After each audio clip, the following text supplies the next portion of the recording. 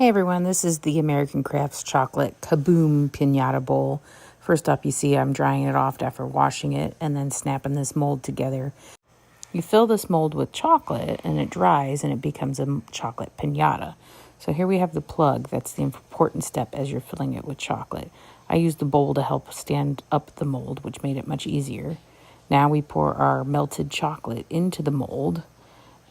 And this is where it's kind of the fun part to watch it get spread around inside the mold.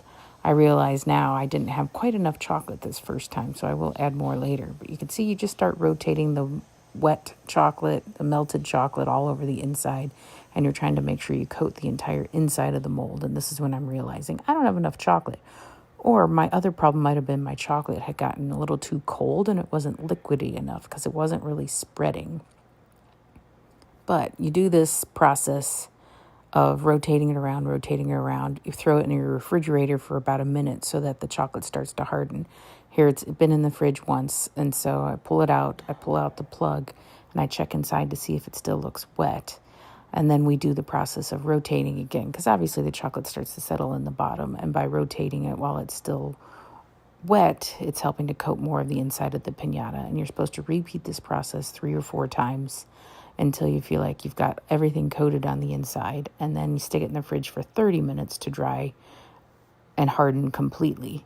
One last check here. When you open the plug, they say if you look in the hole and you can see any liquid chocolate, then it's pulled too much at the bottom, and so you need to rotate it a few more times. Directions say this could take up to 4 to 5 times. You can see, though, the chocolate starts to leak out of that hole.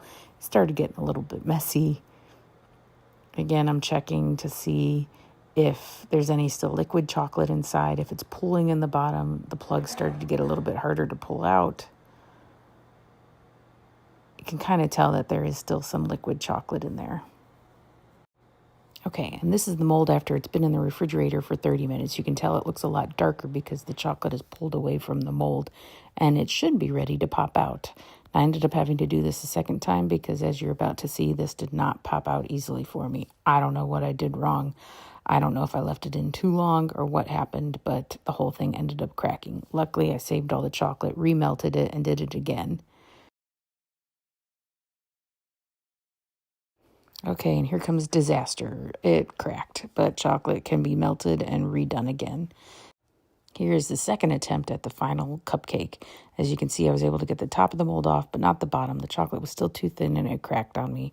Kids still had fun cracking the top of the mold and finding all the candy inside.